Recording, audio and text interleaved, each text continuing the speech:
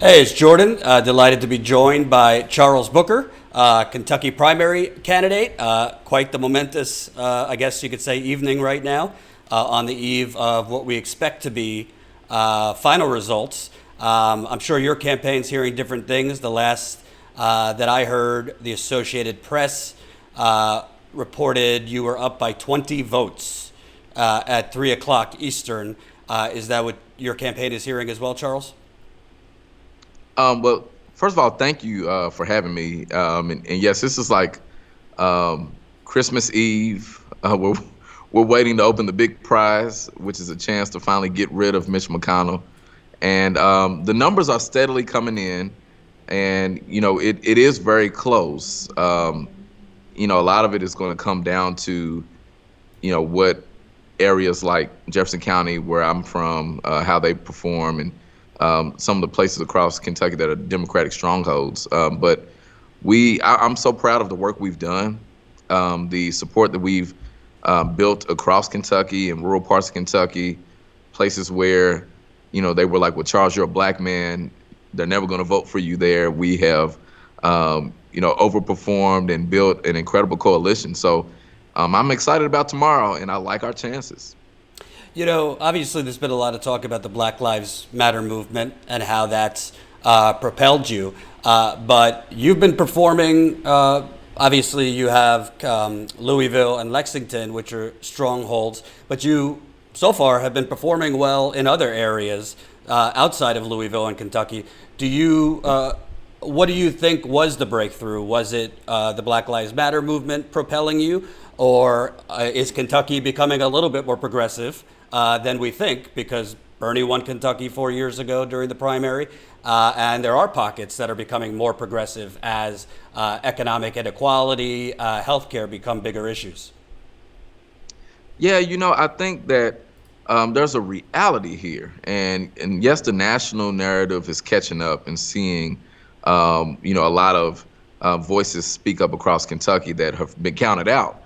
But this movement has been growing for some time now, and we are just the next biggest iteration of what it means for Kentucky right now. Because you got to think about it: the teachers organizing of the last couple of years, public employees organizing, minors taking a stand, and ultimately getting rid of was really a sign that said that we're tired of the politics.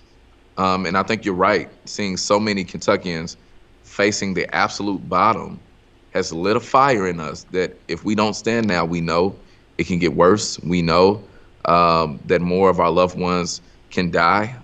It is that real, and we're not going to let that happen because we love this Commonwealth too damn much. And so because of that, and just the work I've done across Kentucky, I mean, man, I'm a state legislator, but I made it my job to go across Kentucky to say that I represent you, even if you aren't in my district, because we got to break these silos down. And even working across Kentucky as a director of Fish and Wildlife, working with small farmers, I've been very intentional because I always saw the connection of living in the hood, like the west end of Louisville, where I'm from, and other parts of Kentucky, especially in Appalachia, where so many communities are just abandoned. And that's why my message from the hood to the holler is resonating so much, because we see our common bonds. So we've been taking this stand. But yeah, the height of racial tension now on full display in the face of a pandemic has really created this environment where if you show the leadership, and I've just stood up as a Kentuckian to show the leadership that we need now, that folks are ready. Mitch McConnell's not urgent, but we are. And we're ready to win this primary tomorrow, and we're ready to get him out of there. And it's interesting to me because obviously Trump's awful, McConnell's awful, but the view has been pushing from Chuck Schumer and the Democrats. We need some, milquetoast moderate. Amy McGrath has talked a lot about being the better candidate to work with Trump. But Kentucky ranks like towards the bottom of the United States in healthcare rankings, not so great in education rankings. So take me inside of that. Why is it that the Democratic Party continues to say Kentucky voters will gravitate more towards the way to take out McConnell is somebody like a McConnell light? when that has never, ever manifested? Yeah, first of all, that's a joke, and it's grossly offensive. And what it is a symptom of is not listening to people. And this is not just on the Democratic side. Um, Republican side, all of us feel that.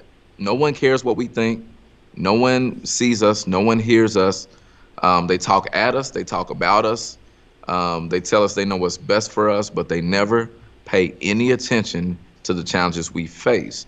And when you do listen to Kentuckians, you see a desire for a more progressive future. You see a lot of frustration about poverty and the fact that it's generational. And you see a lot of people that are fighting to overcome struggle in the face of politicians who don't give a damn about us. And the idea that what we need in this moment, where so many of us are struggling, people are rationing insulin like I've had to do. I'm a type 1 diabetic. People are suffering from trauma, being preyed on from opioids, seeing jobs leave, being left high and dry, miners stranded on the tracks, suffering from black lung, small farmers being choked out. That what we need now is a pro-Trump Democrat, is a slap in the face. And, you know, one thing that I see now is people are tired of the BS. We know it doesn't work, and we can't afford it. And so we're taking this stand not to just get rid of Mitch McConnell. Nobody likes him. Like, nobody likes Mitch McConnell in Kentucky. But this ain't about him. It's about us saying that we deserve a better future, and we're going to fight for it. Mm-hmm. And how do you view, obviously, I've covered police brutality protests for years. Obviously, this movement that's been going on since George Floyd's murder is a little different. How do you view that if you were to win the nomination, which right now, again, you're up by a small amount? How do you view that coming into play? Because obviously, against McConnell, they do a lot of dog whistling. We see the president he supports. There is a history in Kentucky and elsewhere of flat out racism, unease with black people advancing and in politics, obviously. But the difference now is we see a lot more white allies, I would say, on the front lines next to black people at protests, and not just over police brutality, inequality and injustice in government, media, sports. I mean, it's across the gamut. How would how would that come into play if you are the candidate against McConnell? Yeah, well, you pretty much described my platform. The fact that this moment with Brianna Taylor, David McAtee, and now Tyler here just in the last day, and nationally with George Floyd and Ahmaud Arbery and so many others who have become a hashtag, it shines a light on the structural challenges, the pervasive challenges within our institutions, which for me, my platform is focused on structural racism and institutional racism and gross inequity. Now, in this moment, we're talking about brutality.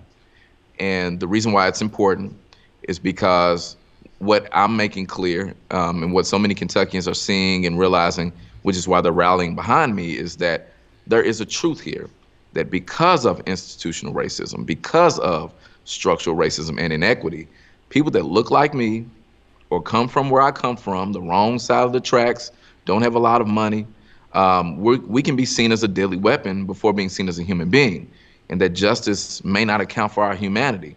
And I think the trauma of seeing someone have their door kicked in their home, in their sanctuary, and be killed by the very agency that we pay for to protect and serve us has just jarred the conscience of a lot of people that didn't think that this experience connected to them. That creates the opportunity. It creates a chance for us to push on real system level reform in how we imagine public safety, addressing the fact that more and more money into policing does not yield safer communities. And in fact, having a militarized law enforcement where they see our neighborhoods as war zones and see us as enemy combatants does not mean that families are safer. And it doesn't mean that those men and women in uniform that are actually trying to do the work of protecting and serving us, it doesn't mean that they're safer either. And so it creates the chance for us to have a bigger conversation about, yes, reimagining public safety, dramatically reimagining policing, but also getting to the root causes. And there's a truth here, man, that in Kentucky, We have one of the highest incarceration rates, especially for women, on the planet. A lot of us deal with poverty in Kentucky, and I live in what has been the poorest zip code in Kentucky for years. We criminalize poverty here. And so if you create an environment where people are poor, then they're being put in jail because they're poor, and then their families are broken apart and jobs are taken away, resources are taken away. They're trying to dismantle public education. Mitch McConnell wants the state to go bankrupt. You rob everyone of the chance to do anything better, then you see how we keep getting what we get. And so as the next senator, I'm going to have the courage to call out racism and to call out the fact that people like Mitch McConnell have weaponized it, stoked it, profited from it, and laughed to the bank while we languish and while we suffer. But then also saying that we have work. That's why I believe in Medicare for all. That's why I believe in a universal basic income. That's why I fully support not just a Green New Deal, but a Kentucky New Deal. We need to get to the root causes of why inequity is so pervasive and why our government is not accountable to us. And ultimately, that means we need to end poverty. And let me ask you, if the unthinkable happens, first, obviously, you got to win the nomination. If you defeat McConnell, which obviously you're saying it's not unthinkable, you join a lonely choir. I mean, you got Bernie and maybe a few other progressives in the Senate.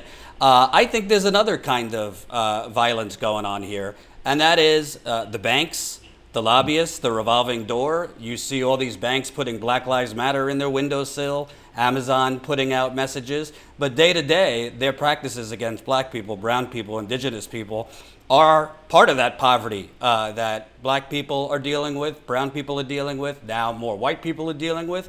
We're hearing this lip service from corporate America, but they're the ones that got the corporate bailout. They're the ones that got the fruits of the rescue 10 years ago. How do you as a senator help stem that, frankly, what many people view as the great American bank robbery? Yeah, I mean, that's the real looting. And, I want one point to make clear. When I go to Washington, because we are going to beat Mitch McConnell, I'm not going by myself. That's why I speak of, and this isn't just cliche, it isn't just a cute word to use. We really are inspiring a movement. And what that means is we're breaking down the barriers for more people to be involved at the local level, school board, their council, the state legislature, being active and organizing in their community, becoming citizen lobbyists, and of course, advocating and fighting at the federal level. So I intend to go to Washington not only with the Commonwealth behind me, but with a country of fed up folks that want change as well. And we're seeing it across the country, man. Senator Sanders running for president and elevating this conversation was really just a start. And he even understood when he said, not me, us, that this wasn't even about him. I'm not doing this for Bernie Sanders. I'm doing this because we know we need real change. We need it yesterday. And to your point of the big money interests, we're not buying the BS. Don't tell me that you think Black Lives Matter. Show me. Show us. Raise wages. Put more equity. Provide more benefits. Support universal health care. Make sure that we're investing in underserved communities instead of dealing with record profits. And what we really need to do is get big money out of politics. I fully support that. I've worked at the state level to do just that and break down barriers to democracy, provide more transparency. We need that at the federal level. But we also need to make sure that though there is meaningful tax reform so that the wealthiest few are paying not just their fair share, but addressing equity. And the fact that Amazon, who can essentially get away with not paying much anything in taxes, has Jeff Bezos on the way to be a trillionaire, it's a shame. It's a travesty. So the big banks, the big corporations are not going to find a friend in me unless they're ready to come off of those profits and invest in the people. And like I said, we got a whole Commonwealth and a big country of folks that are fed up and ready to fight for it. Mm-hmm. And let me ask you, being out at the protests, I know you've spoken with Brianna Taylor's family over the past few weeks. Can you give us any insight, as much as you're comfortable with, what are they feeling right now? Because we've seen in some areas justice come a lot quicker. The police officers with George Floyd be arrested relatively quickly compared to other cases. Other police officers be fired, but for some dumbfounding reason. Only one officer has been fired in that case, no charges. Can you kind of take us into what's it like there in Kentucky right now? Because her name, with George Floyd and the others, hasn't been as prominent maybe as it should have been.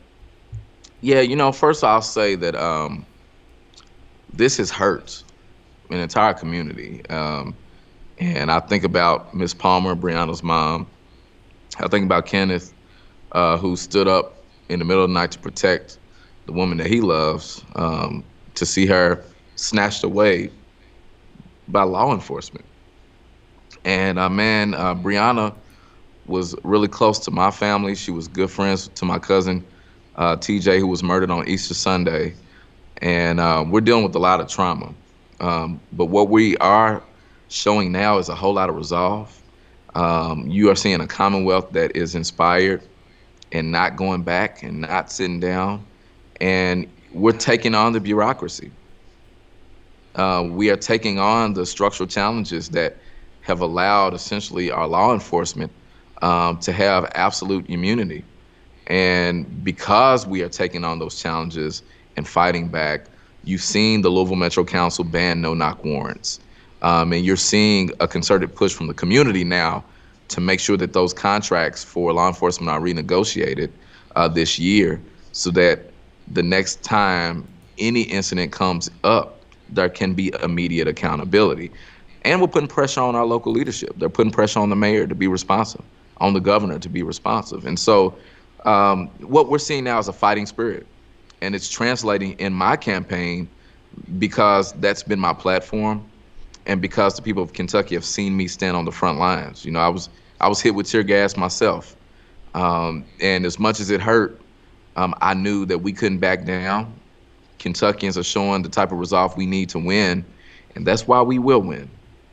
And last question, again, don't want to jinx you, but assuming tomorrow goes well for you, we're expecting final results tomorrow. What's your message going up, to the mountains of Kentucky, parts where, Mitch McConnell's going to call you a socialist boogeyman, wants to bankrupt Kentucky, blah, blah, blah, blah, blah. What's your message outside of Louisville, Kentucky, to those Republicans who might, on some issues be closet progressives, but just have been internalizing a lot of propaganda for years? Yeah, well, my first message is that I love you. This is about family. This is about us taking a stand because we want our future to be better. It ain't about politics. I don't care about politics. I don't care about Mitch McConnell. I'm tired of seeing people I care about suffering. I'm tired of seeing parts of Kentucky be left behind and thrown off the cliff like we don't matter. And that this is a moment where we are taking this stand for us. We're going to beat Mitch McConnell because we don't have a choice. We have to get him out of the way so that we can do the work of ending generational poverty. And for everyone that, has felt like their voice doesn't matter, I'm saying now's the time. I don't trust politicians. That's why I'm doing this. We need more regular people that understand the struggle, that have lived it, that aren't going to pander, aren't going to be protested, and not going to BS, but tell the truth and show up and fight back. And that is my story.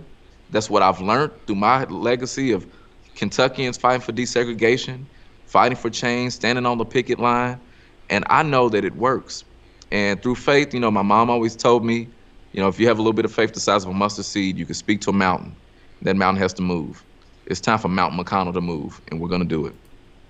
Your lips to God's ears. Would love to see Mitch McConnell face a real challenge, and you might be the one to do it. Like I said, we might get final results tomorrow. Right now, you're up by a little bit, so thanks for taking the time. Good luck, and thanks for everything you're doing.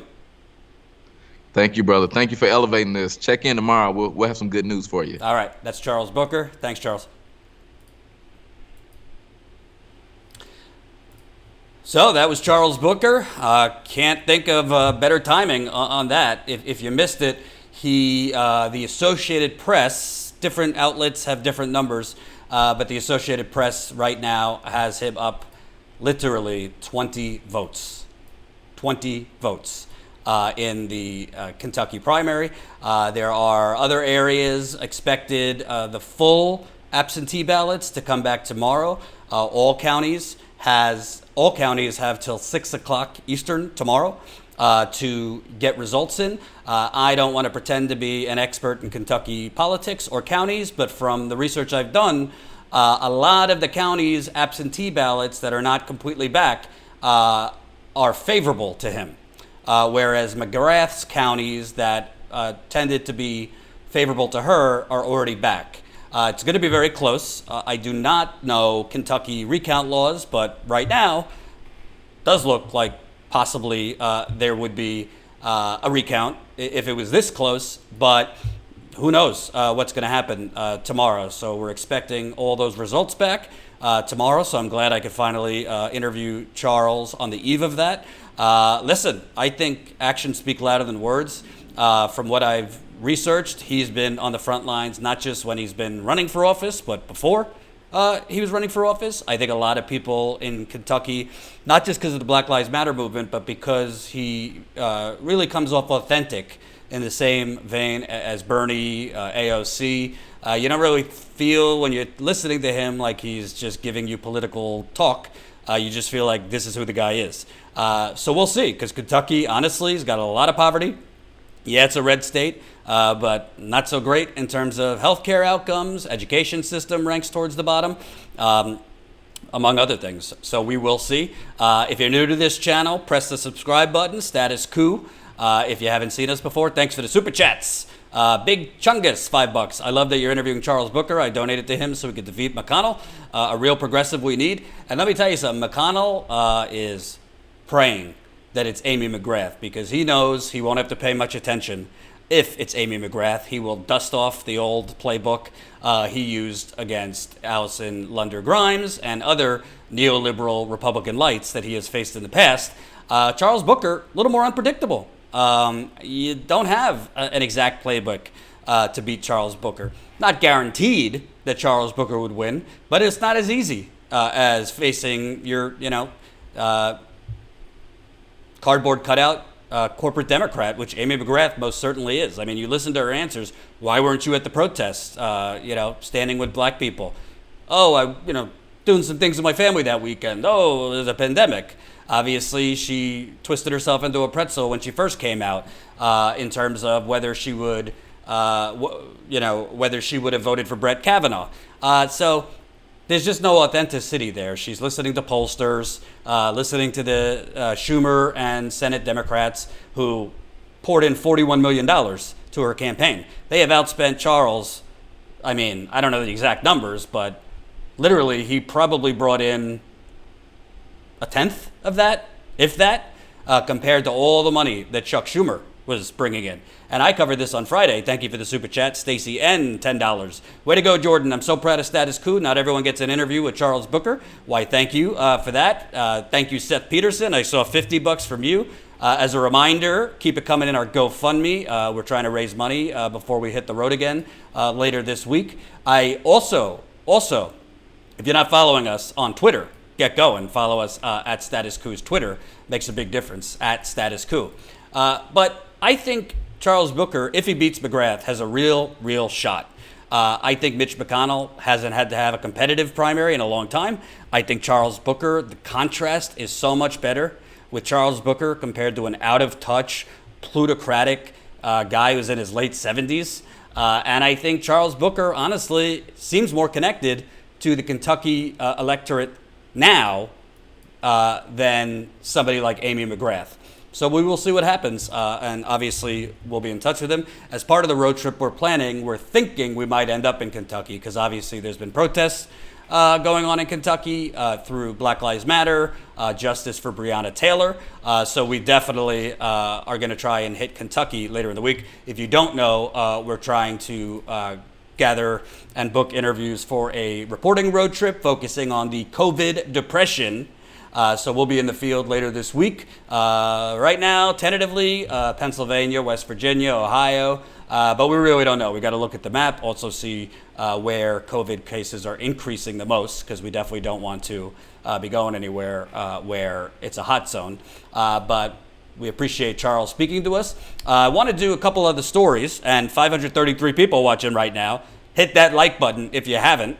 We are almost at, I think, almost at 84,000 subscribers. So yes, if you're in Pennsylvania, Ohio, West Virginia, or Kentucky, and you have a compelling story, were you laid off? Are your hours cut? Are you struggling to pay bills? Is your work threatening you if you don't come back? You're going to get fired, even though it's not safe to come back to work. Whatever your story is, we want to know. Email us info@statusquo.com. D-Bow, the Black Panther, $25. Thank you. I support real, honest, independent media. Thanks for keeping it real. Thank you. Appreciate it. And it was not easy to get Charles. We tried, and finally we got him. So we're excited about it, especially on the eve of one of the most important days in his life. Obviously, they're watching that closely. So I want to play for you. First, let's start with this. Joe Biden, they all said, oh yeah. He said when he was debating Bernie Sanders, no, if I'm president, coronavirus, treatment, everything, free. Totally free. No problem. Yeah, I don't know about that.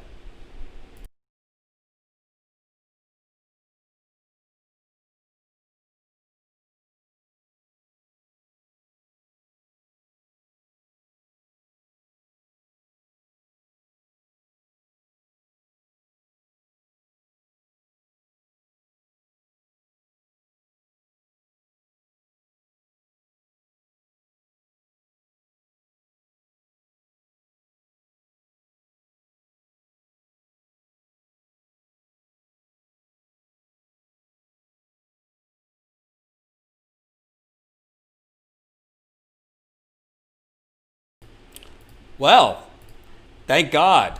Thank God we have all the access we could ever want. Joe Biden, the Democrats, the Republicans, we need to expand access to affordable health care in America. Well, thank God we have access here. Gilead is going to charge $3,120 if you have insurance. If you are insured, Gilead, $3,120 for its COVID drug, remdesivir, which, by the way, no sound now. Which, by the way,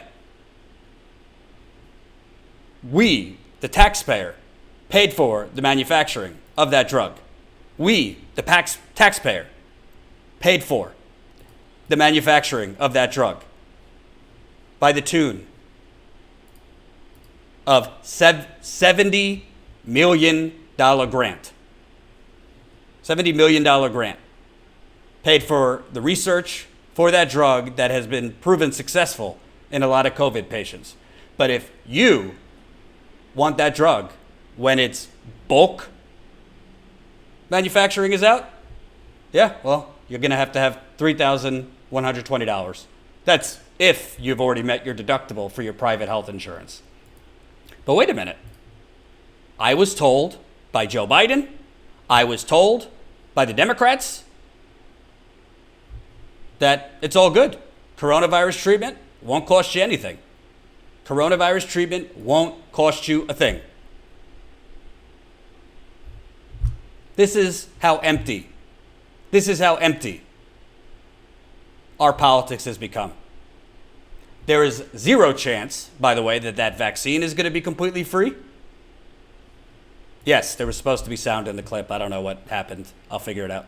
There is zero chance that vaccine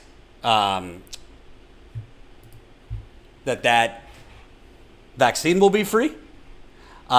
We don't know yet how long it's going to take for a vaccine. So they might be offering more drugs like remdesivir that have proven successful in some people, which kind of problematic if you need to pay over $3,000.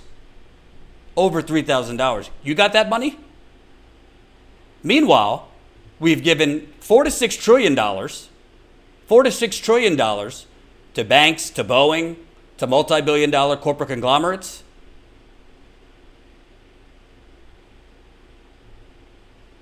And all the empty promises from Joe Biden, the Democrats, don't worry about it. Obamacare will set us all free. When I'm president, we'll have expanded Obamacare. Everything will be just dandy. Well, maybe not. Maybe not. Let me see if I could play that one more time. Do do do. Do do do. Hold on.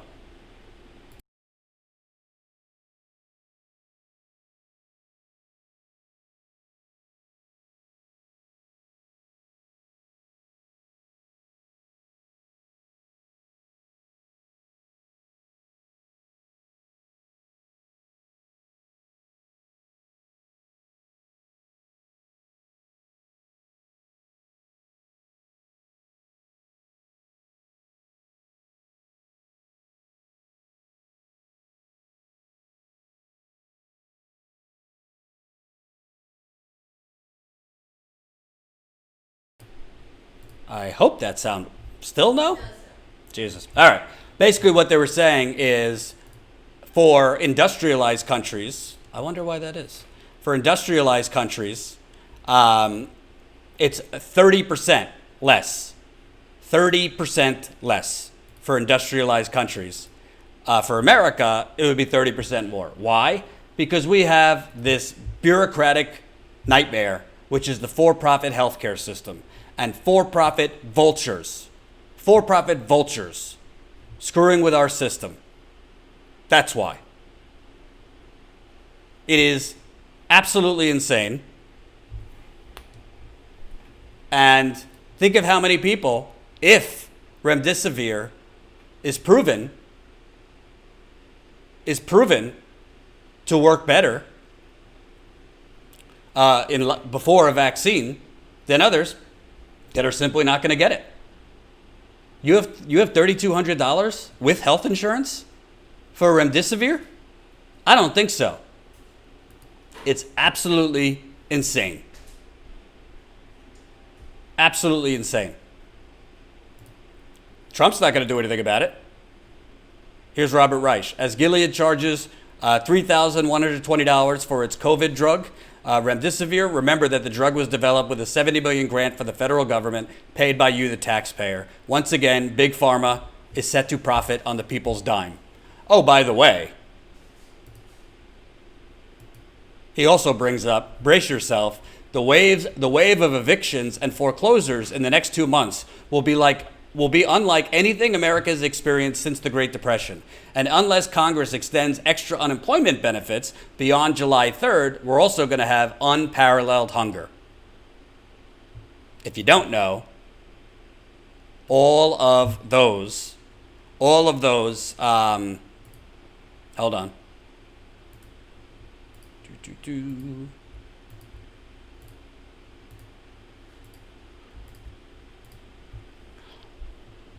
All of those eviction moratoriums all over the country are starting to be peeled back as we speak.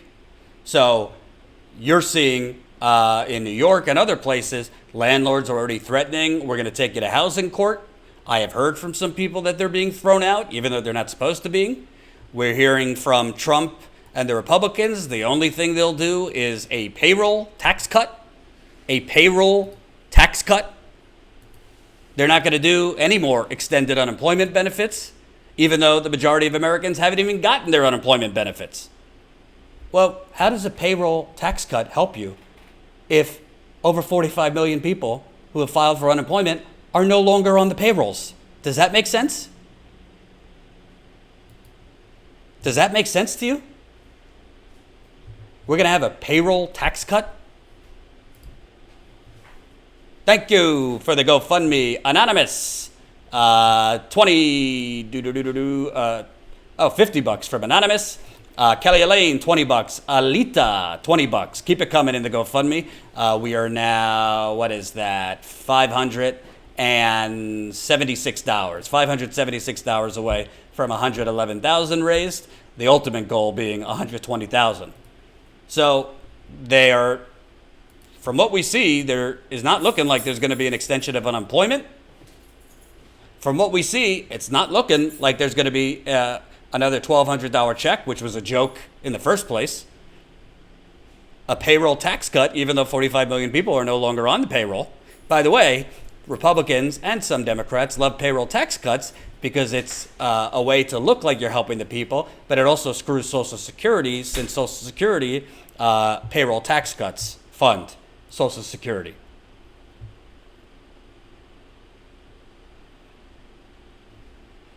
Big Pharma, price gouging on a life-saving, possibly life-saving drug. Eviction starting soon. Not looking like we're going to get unemployment extended. No UBI. That is looking very much like a potential depression. And that's if we still have the jobs, correct. And I got to tell you, I'm a little perplexed because I thought Trump was smarter than this. I thought Trump would move to the left. It doesn't take much moving to go further to the left than Joe Biden. Joe Biden's answer is Obamacare. Seriously, they're still talking about Obamacare. When 30 million people have lost their employer-sponsored health care, add that on to the 30 million who didn't already were uninsured, so that's 60 million people without health care. Add on however many tens of millions of more people who have health care who can't even use it. We are headed for a potential depression and potential breadlines. And Trump, for whatever reason, is listening to people, telling him, no, you'll lose if you extend unemployment. You'll lose if you extend unemployment, which I have no idea why he's listening to these people. I have no idea why he is listening to these people. Let me see now. I'm hoping the clip works. Tell me if you hear this.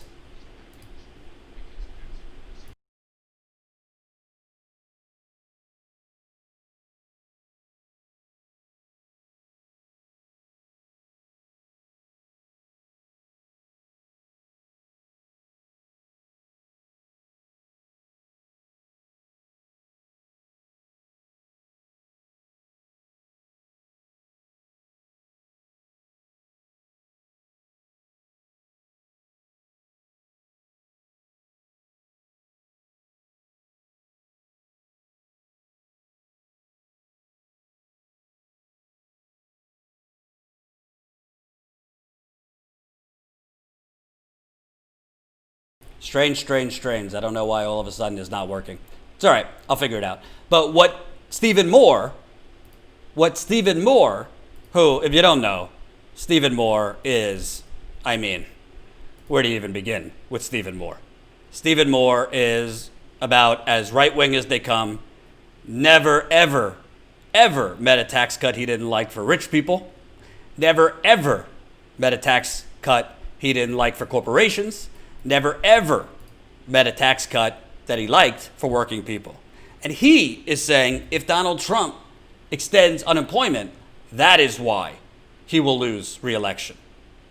Not the racism, not the phony populism. If you extend unemployment past July, that's what will end Donald Trump's presidency. But if you do a payroll tax, again, 45 million people, not currently on payrolls. I think that number is low. I think that number is probably low. Thank you, Mr. Methuselah. $20. Since World War II, every single pharmaceutical and medical breakthrough has been funded by taxpayers. What did taxpayers get in return? Corporate patents of taxpayer-funded breakthroughs and sky-high farmer prices. Why, thank you, Mr. Methuselah. Appreciate it. It's just truly unbelievable to me. It's truly unbelievable to me that we are so clearly, if you're looking at the trends, headed for if we haven't already hit the iceberg, we're headed there. Thank you for the $20. Richard and Alita. We are now, what is that? $554, I think. $554 from 111,000. Keep it coming in the GoFundMe if you can. And if you're new to this channel, subscribe. There you go. Malik, I ain't got no job. So that's not going to help you if you're not on a payroll.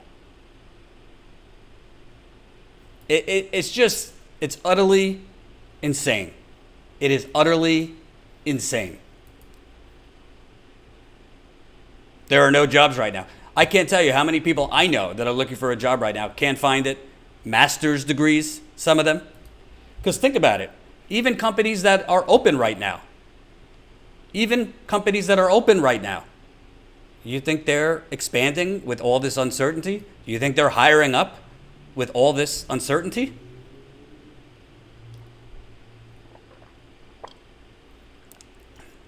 Of course I understand MMT, but I'm talking about, in reality, how our Congress works. I talk MMT all the time here. We got the money for all this.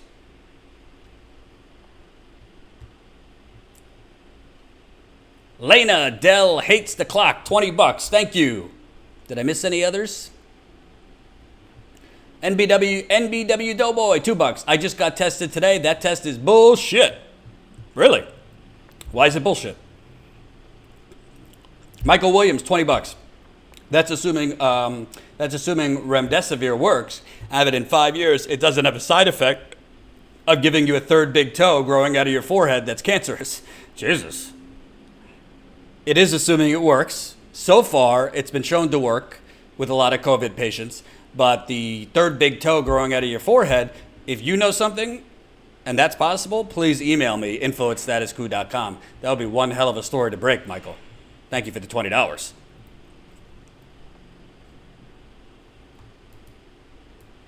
And by the way, while all this is happening right now, what's going on? You got Nancy Pelosi going on cable news talking about Russia is putting out bounties for U.S. soldiers based on anonymous U.S. intelligence officials.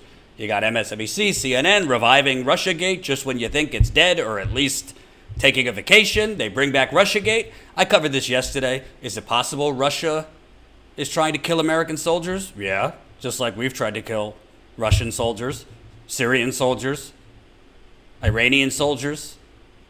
But this is now the new distraction by the Democratic Party. And the Washington Post, the New York Times. Meanwhile, we still got people waiting in line for unemployment. I have people DMing me that they have literally called their state unemployment offices 27 to 30 times. Half the time they're on the phone on wait for an hour. They still can't get through. State unemployment offices are overrun. Talking to somebody in Pennsylvania today. People can't get through. The unemployment offices were not made or equipped for pandemics and bulk, people rushing in bulk.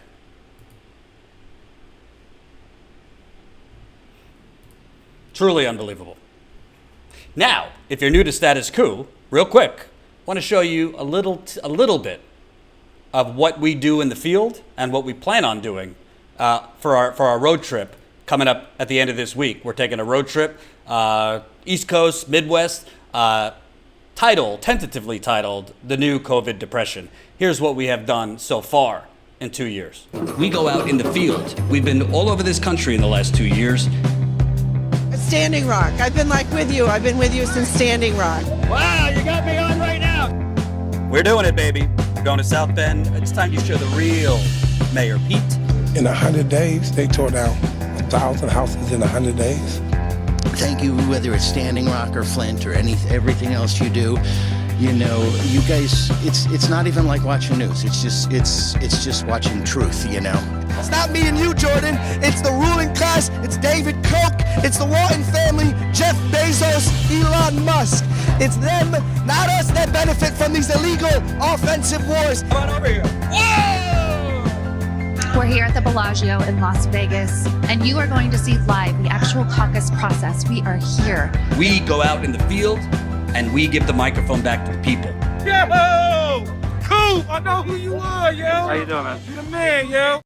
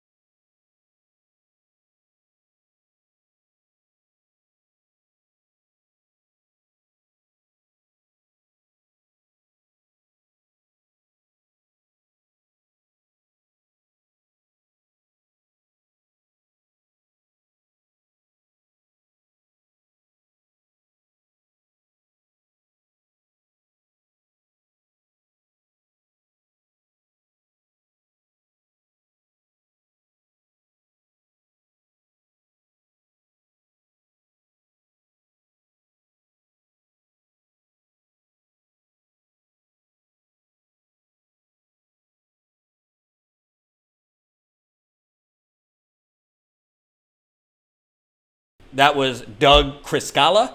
So thank you, Doug, for that great work. A viewer who did that video for us just reached out to us with it done.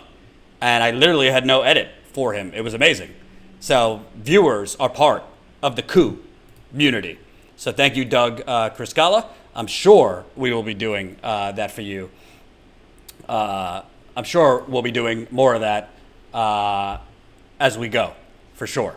So, I think you could hear me now. Yeah, something's tweaky with the sound. I'll fix it for tomorrow. I was talking about Doug Scala. So, can you hear me now? Can you hear me now? Can you hear me now on the member graphic? So, definitely sign up. Statuscoup.com/join. This is how we grow for the long term. Membership is definitely a short term. GoFundMe is definitely a short term thing. But membership is our long term business model. This is, we were close to 2,000 members, but obviously people have had to cancel and things like that due to coronavirus. So we're hoping with the road trip we're taking at the end of the week that more people will be able to sign up at just $5 a month. It makes a huge difference at just $5 a month. And you get to join us on our monthly members call, get bonus content, behind the scenes video, behind the scenes photos, all that good stuff. Because frankly, I don't see CNN going out there for a COVID depression tour, interviewing people that are being economically damaged. I just don't see it. I don't even see other independent media doing it. And that's a good segue, Jim. I'll bet people want Medicare for all now. Well, Joe Biden, who tells us, this is America, there's not a damn thing we can't do, except for Medicare for all, a Green New Deal, and anything that helps working people. Apparently, voters in deep red Oklahoma want Medicaid expansion as coronavirus cases climb. So all of this nonsense and bullshit, how people don't want Medicare for all, people don't want, quote unquote, socialized medicine, government health care. Well, voters in deep red Oklahoma this week could order Medicaid expansion for at least 200,000 poor adults, defying state and Trump administration officials fighting to limit the Obamacare program. This was one of the good parts of Obamacare, one of the few good parts of Obamacare. If voters approve a ballot measure on Tuesday, Oklahoma would become the first state to broadly expand government-backed health insurance to many of its poorest residents since the beginning of a pandemic that has stripped many people of coverage. At the same time, that could scuttle the Trump administration's efforts to make Oklahoma a test case for its plan to transform the entitlement program into a block grant. While ballot measures on Medicaid expansion in recent years have succeeded in other Republican strongholds like Idaho, Nebraska, Utah, and the Oklahoma vote comes at a volatile time. Republican Governor Kevin Stitt is warning the program would be unaffordable while the state suddenly confronts an estimated $1.3 billion shortfall. Voter turnout is also in question as infection rates surge and the state braces for the possibility of cases stemming from President Donald Trump's recent rally in Tulsa. At least 8 Trump staffers working the event last weekend have tested positive for the virus. The ballot measure would extend coverage to poor adults without children earning just about $17,000 per year. Many of them have limited affordable coverage options since they earn too little to qualify for subsidies to purchase health insurance on the Obamacare marketplace. So, again, no excuse for a Democrat right now who is up in some national polls by 12 to 15 points. Absolutely zero excuse to say times have changed. Maybe I wasn't for it in the past, but we're in an unprecedented crisis. You could say Donald Trump has screwed this up so much that we need Medicare for all. Even say temporarily for now. There is absolutely no excuse for Joe Biden right now and the Democrats to not champion Medicare for all. Especially, thank you, David, for the $20 in the GoFundMe. We're now, $536 away. $536 away from hitting 111,000.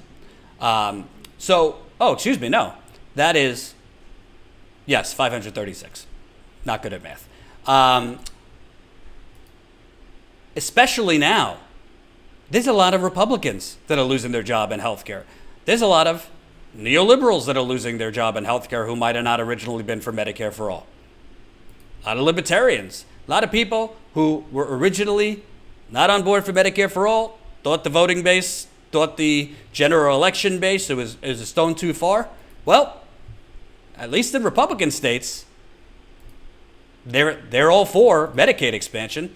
What's Medicaid? It's basically Medicare only for poor people. It's a government program.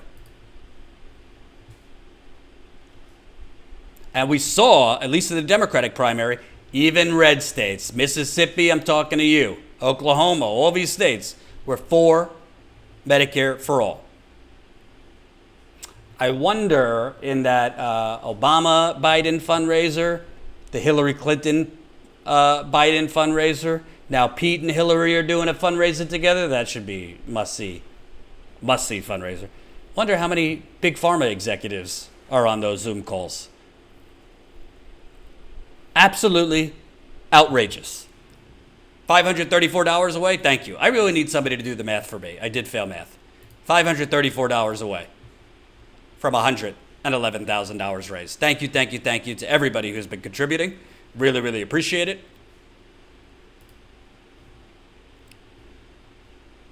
Taking off your shoes will improve your math? That's a new one. Never heard that before.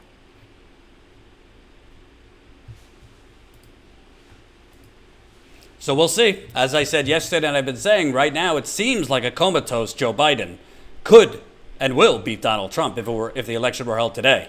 But I've been saying for a while, I think we are, if not already in a silent depression, weeks away from a depression. Because Donald Trump and the Republicans, for whatever reason, I could name a lot of reasons, they don't want to do anything. They seem like, on the presidential level, they are more indebted to the donors, the oligarchy, the United Corporations of America, than actually doing what's smart politically. Even if you plan on abandoning these policies as soon as you're reelected, it is smart politics right now to say, to hell with it. If you're Donald Trump, we're giving Americans $2,000 each, all Americans. Married couples, combine it, $4,000. Another X amount per child. That's smart politics. He would immediately go up in the polls. Donald Trump doesn't care about debt. Donald Trump doesn't care about the conservative movement. He cares about winning. So you have to wonder who and why is he listening to? Really, it's dumbfounding to me. It really is. Whew, doesn't sound good out there.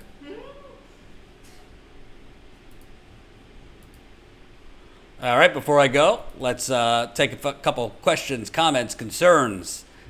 Glad we got Charles Booker tomorrow. Obviously, I'll update you as soon as we know. As far as what the results are, I believe results should be in by 6 o'clock Eastern total in the Booker-Amy McGrath win. Trump could win so easy if he wanted to. That's true, if he wanted to. Right now, for some reason, he seems to be living in yesteryear in 2016, when just running on racial grievance, dog whistling would work. But he's not being flexible enough to know that times are different. Times are different. And by the way, this was great. Let me find this. Obama, retirement, New York Times. This New York Times piece today. Oh, look what Obama's advice to Biden was. Can't make this up. Mr. Obama speaks with the former vice president and top campaign aides frequently, offering suggestions on staffing and messaging. Last month, Obama bluntly counseled Mr. Biden to keep his speeches brief, interviews crisp, and slash the length of his tweets to better make the campaign a referendum on Mr. Trump and the economy, according to Democratic officials. I.e., Joe, talk little, basement much. Joe, stay in the basement. Tweets, I want 6-word tweets. Speeches, no more than 7 minutes. If you feel like you're getting in trouble, press the button. This is Obama giving advice to his vice president. Shorter speeches, interviews, crisp, whatever that means, shorter tweets. So it's really remarkable that Trump is getting crushed like this. How did Bernie do in New York? I think he got about, what did he get, 18 to 20% of the vote? Let me look. New York primary Democrat results. Bernie got 19% of the vote. It's not bad, considering was out, which means he will get delegates. Had to get 15% to get delegates.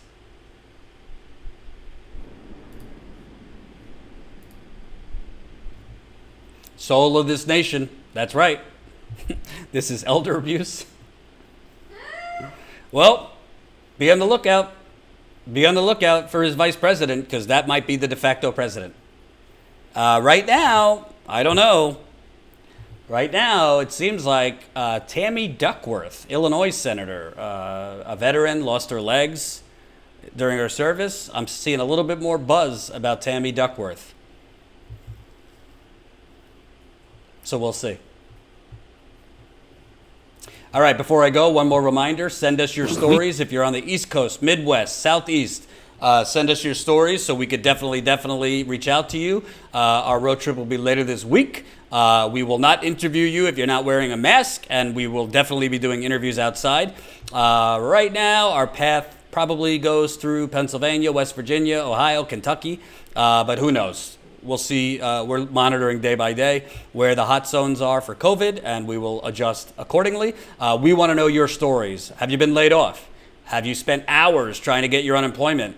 No dice. You haven't been able to get the unemployment. Did you open a business right before this happened, and now you're shit out of luck? Have you been threatened to go back to work, even though it's not safe to go back to work? Are you at work and unsafe conditions and bosses acting like MAGA people that this is a hoax? We want to talk to you. We want to interview and really show the silent Great Depression that we feel is coming, and in some parts of the country already there. So info@statusquo.com. If you have a story, we really want to hear from you. Thank you for the super chats. Thank you for the GoFundMe. We are less than $10,000 from our goal, so hopefully we can raise more money before we hit the road. GoFundMe right there.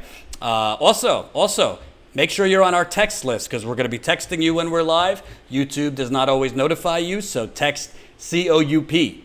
That's COUP to 370-370. That's COUP to 370-370. So you can get a text message when we're live. We will not text message you other than that. We will not be spamming you. Make sure you follow us on Twitter. We're almost at 40,000 @statusquo. And I will see you tomorrow. Thanks for watching. We'll post the Charles Booker interview probably tonight, since the results are coming tomorrow. And we'll see you tomorrow. Thanks.